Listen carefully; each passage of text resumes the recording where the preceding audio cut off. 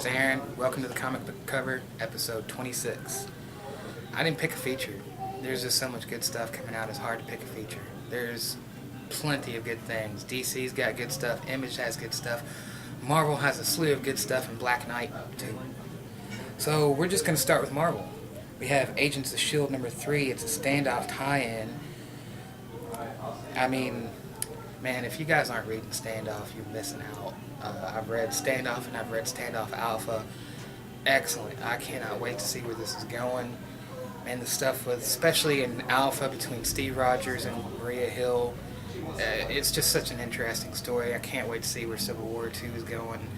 And I've been kind of critical of it because, it's a sequel. You have to be a little bit skeptical about doing sequels, especially if something as good as Civil War. Plus, it's kind of a marketing ploy, too, because the movie's coming out, so that leaves you a little skeptical. And I've heard people be skeptical of, things with DC, like Vandal Savage being in a Superman story when Legends of Tomorrow has him as a main villain. So there you go. There's always going to be ploys. Sometimes it's good, sometimes it's not. In the case of Vandal Savage, in my opinion, he's been really good in the DC story. Legends of Tomorrow is a cool series, and I'm looking forward to Civil War 2. But anyway, what is the secret of Classified, and how will it change the Marvel Universe as we know it? Find out in the standoff time. Plus, Fitz falls out of a plane without a parachute and the world. The most unexpected Wolverine cameo. That's tempting in itself. Wolverine's going to make a cameo, which I'm sure is going to be X-23. We have all-new Wolverine number 6, speaking of Wolverine. Tom Taylor. Can't go wrong with this book. I haven't been reading it, but maybe next time Josh is on here, he'll fill you in on it. Amazing Spider-Man number 9. This is Scorpio Rising. It's the start of a new story. Just wrapped up the last story. And I have to say, I've really enjoyed the Amazing Spider-Man book. It's been a great book. The artist is great. Dan Slott's pulling off a really cool story, and it was funny. I just read Iron Man last night, and Mary Jane's in there, and he was even making comments about how Peter Parker's kind of stepping on his toes a little bit with Parker Industries. So the Amazing Spider-Man's latest adventure takes him across Europe in the final showdown with Zodiac. Scorpio puts his master plan into motion, and if he succeeds, there's no way Spider-Man or anyone can stop him. Now the cool thing is, Slott's been kind of following that Levitz paradigm, which, if you've read the How to Write Comics the DC Way, you'll heard Denny O'Neil talk about how Paul Levitz would have like a main story and several subplots. As that main story moved up a subplot, or went away, subplot would move up into the main story, so forth, so on. They've done that kind of thing with this particular Spider-Man story, which is super cool because it kind of, the whole time it's been working on the Zodiac thing, but as he's dealt with other things. I think that's the best way to do a comic because it kind of really pulls you in and makes, there were comics where subplot was more interesting than the main plot. Black Knight number 5, moving on. Doctor Strange number 6, Last Days of Magic starts now. This has been a interesting ride because I'm a big Jason Aaron fan, and I've been skeptical about this book. It's probably the least interested I've been in an Aaron story, but at the same time I've been interested, and the last issue really pulled me in, and I'm really looking forward to Last Days of Magic. The idea that every time Doctor Strange does magic, like say Atlantean magic, it takes away, he has to eat certain foods that are really nasty in order to be able to survive. A lot has been really put into the Doctor Strange comic, and it's really good. Just kind of takes a little bit to get into it. We got Guardians of the Galaxy number 6, Haunted Mansion number 1 of 5, Howard the Duck number 5, Infinity Entity, and from the pages of Thanos, the Infinity Relativity Ocean.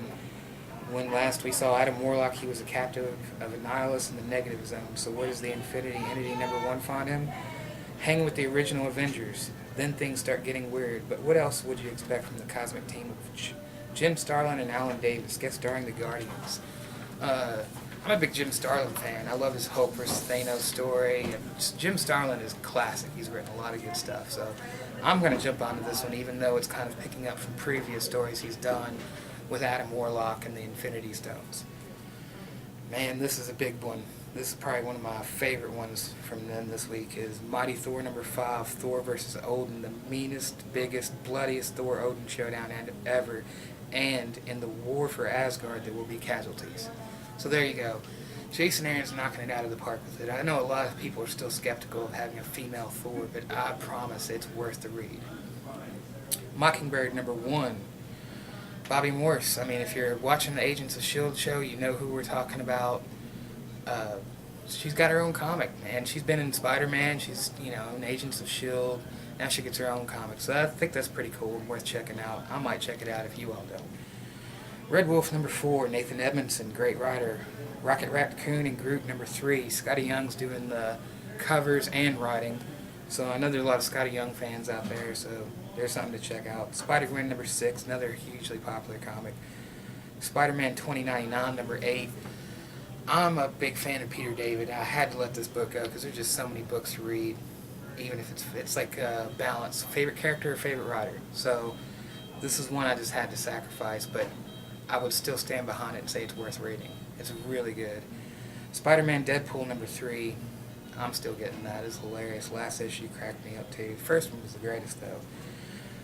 Back to the Avengers standoff, we have Uncanny Avengers #7. The Uncanny Avengers come to the aid of S.H.I.E.L.D. during a manhunt. The team makes a shocking discovery about an ally, and what does it all have to do with the mystery unfolding in Pleasant Hill? The whole Pleasant Hill thing is interesting. They talk about it a lot, and especially Captain America. And I don't want to give away too many spoilers. We found out who the Whisperer was. That was a pretty big deal. And it is a character that, if you've been reading Marvel for a while, especially Hulk, you will know who it is. And he kind of uncovered this thing where they were using parts of the, I just drew a blank, the Cosmic Cube, and using it to remake reality. Well, they did it in this little area where they're keeping villains and making the villains. It's pretty much like turning them into like Leave It to Beaver types. And then, of course, some of them woke up. I'll leave it at that. Yes, this has been a very cool book. I was skeptical about this book, and I jumped in it because, for one, I'm a big Steve Rogers fan, especially when I found out Cable joined the team. I'm a big Cable fan, so I just stuck with it. And they've been trying to find the Red Skull because he has Xavier's brain in him. So that's been the whole thing leading up. But now we're getting into the standoff thing, so it'll be a little bit of sidetrack, but I'm sure that's all going to tie right back in.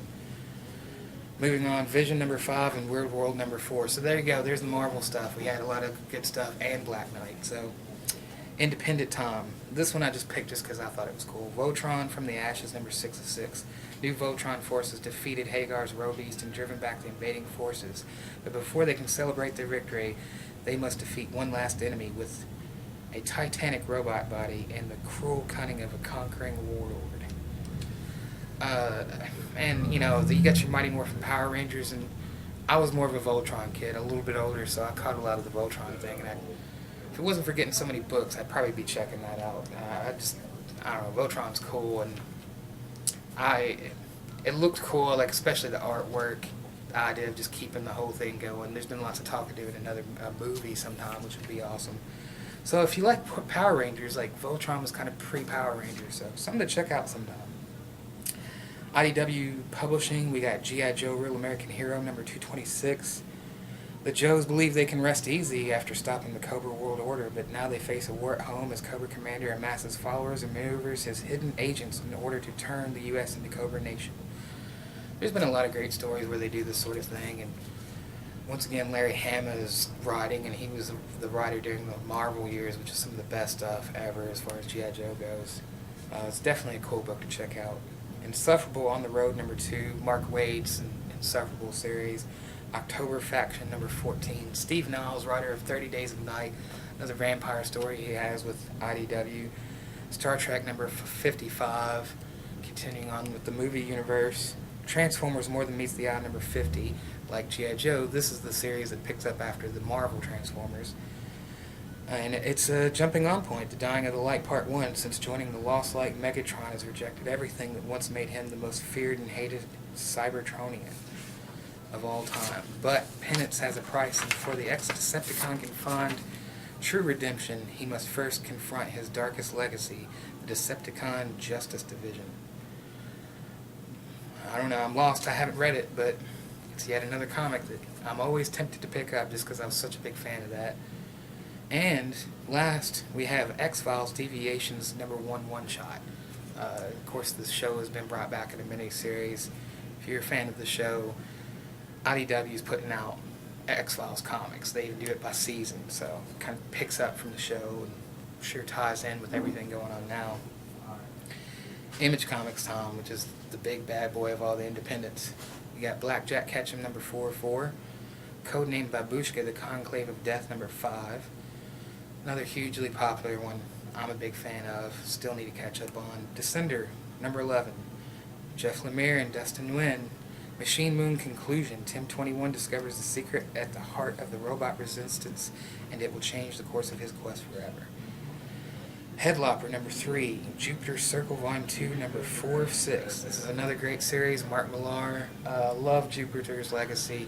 Jupiter Circle is the prequel, and we're seeing how the parents of the characters in Legacy came to be, and it all kind of helps fill in those gaps, because if you read Legacy, a lot of stuff went down. People that were heroes ended up being villains, and now we're seeing that part. In this particular issue, really, as it says, a new villain ups the ante with a threat that unites former enemies and creates new ones. So I'd say this is where the split happens. Limbo number 5 of 6, No Mercy number 8, Savage Dragon number 212.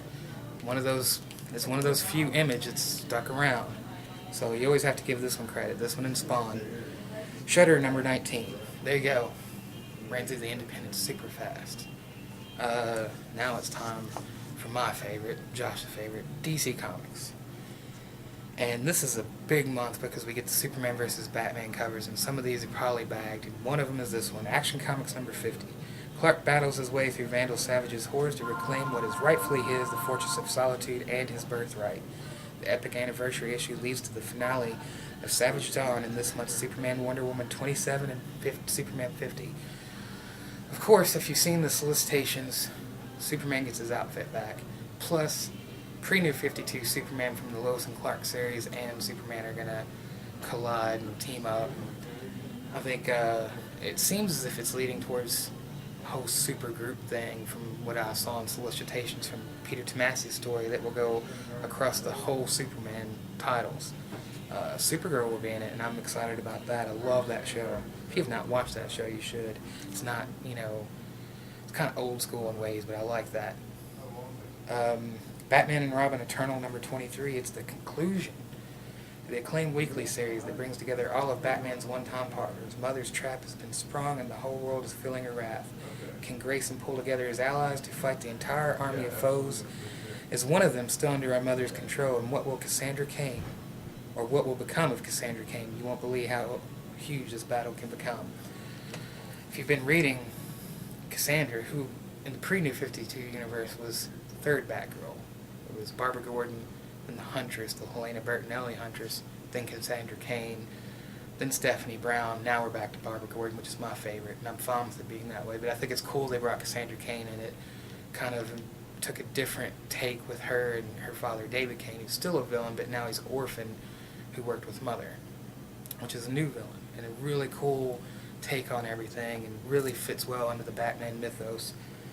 And plus, it's kind of set all the things in place for Nightwing to come back, which is a huge deal to people such as myself. They're big Dick Grayson fans, and while I like the Grayson comic, I miss Nightwing. So I can't wait, and in July, we get Nightwing back. And if you need a little Nightwing taste, Titans Hunt is the comic where you can see Grayson run around in a Nightwing costume again. So that's part of the reason. Between that and Dan Abnett's writing, it's one of my favorite comics DC's putting out. Speaking of Batman and Robin Eternal, the Volume 1 of the trade paperback is coming out. Another cool thing, Batman and Superman World's Finest Silver Age Omnibus hardcover is coming out. And speaking of omnibuses, Batman by Neil Adams Omnibus, which so much has been going with Neil Adams this last month with all the variants and the Coming of Superman comic, which was really good, very old school, but in a good way. Batman Superman number 30, the mystery of why Batman and Superman were brought together in a cosmic murder case is revealed, and the ramifications for Superman are huge. Tom Taylor's writing this. I've said so many good things about Tom Taylor. He's definitely worth the read, and it's cool because it's kind of separate from everything, kind of jumps back. And I like the fact that Tom Taylor got to play with the two biggest superheroes in the DC universe, and hopefully this helps show why he needs to do more. If DC was smart, they'd sign him to an exclusive contract, because Marvel took Charles Soule and they have Jason Aaron locked down. DC really needs to get more guys, because they have Jeff Johns and Grant Morrison locked down, but they really need to get somebody like Tom Taylor who's got a good voice. So definitely check that out. Batman Teenage Mutant Ninja Turtles number 4 of 6. Catwoman number 50. Constantine the Hellblazer number 10, which I haven't really been reading much Constantine lately. I love the character. Wasn't big on the art, but it looks like some good artists are coming in pretty soon. So this one would be worth checking out. I believe it's wrapping up the last storyline. From Vertigo, you got Dark and Bloody number 2 of 6. The Collector's Edition of Dark Knight 3, The Master Race number 3 of 8.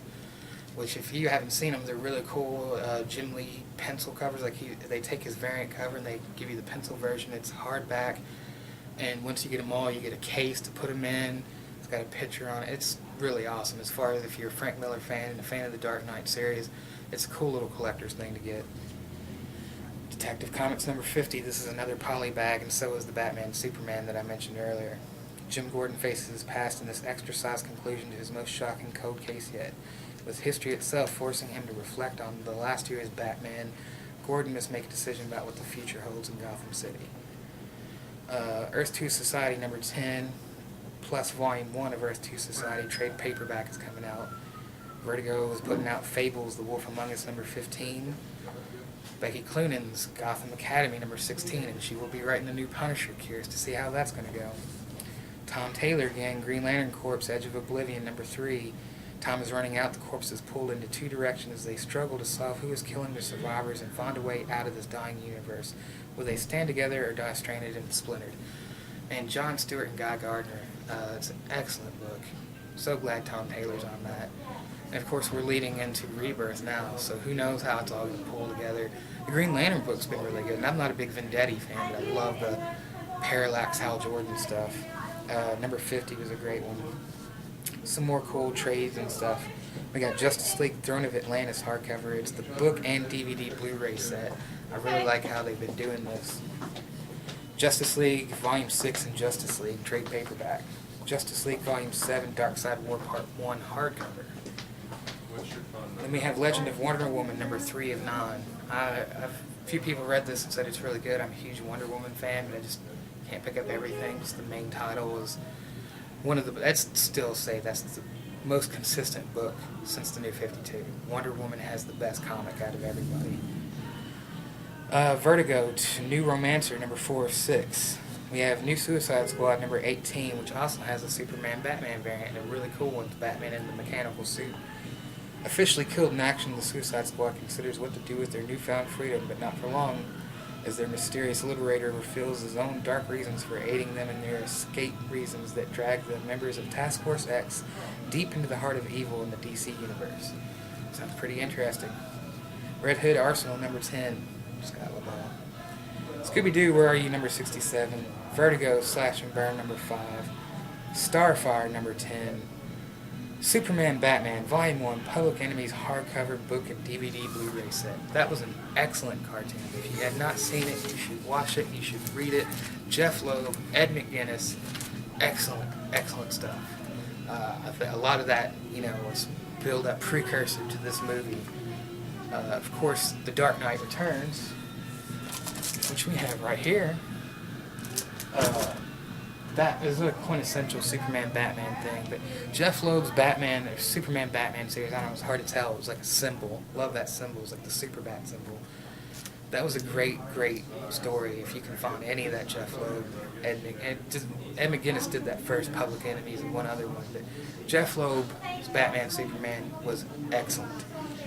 Finally, with DC, we have Telos number 6. And real quick, before I get into the From the Vault, I would like to point out all these cool graphic novels behind me here. We're doing a Superman or Batman versus Superman sale, so if you buy one of these, you get another half off. I don't know how long we're running this, but for now, Superman Batman sale. And also on our back issues that we have here at BME Sherwood, you get 25% off on the back issues with a little box, and if you get 3 or more, you get 30% off. Pretty good deals. Also with the file subscribers, if you get 5 or more titles, 25% off. And 10% off at the Money Tree, where we have a great back issue selection. So there you go with that. Now, it's time for From the Vault. And now, it's time for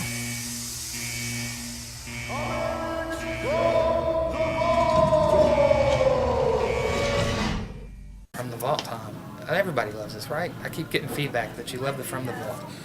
We talked about Standoff, we've talked about Doctor Strange, and we've talked about S.H.I.E.L.D., and here you go. We got Strange Tales number 150, Nick Fury, Agent of S.H.I.E.L.D., which I believe this is the Jack Kirby. I'm not going to open it up right here, but I believe it's the Jack Kirby. If not, it's Steranko, which Steranko did some of this too. And Ditko, it was Stan Lee and Ditko that originally did Doctor Strange, and this is how you could, all the first stuff between both of these appeared in Strange Tales, which to me makes this pretty cool. I'm a big fan of this era of Marvel. I was never a huge Strange fan. This series with Jason Aaron is the first Strange comic I have ever picked up, but I've read some of this stuff in collections because they used to do like Marvel Tales and Marvel, just a lot of anthology books where they reprint old stuff like classic X-Men, which is really how I got into X-Men, the classic Byrne and Claremont run. And then plus you had the Lee and Romita stuff that I read a lot in Marvel Tales featuring Spider-Man. I can't remember exactly what book this was in. There's just different things like that. Might have been, not Marvel Premiere, Marvel Presents, I think. Something like that. Point being, Marvel has a great legacy. Yeah, I talk a lot about DC.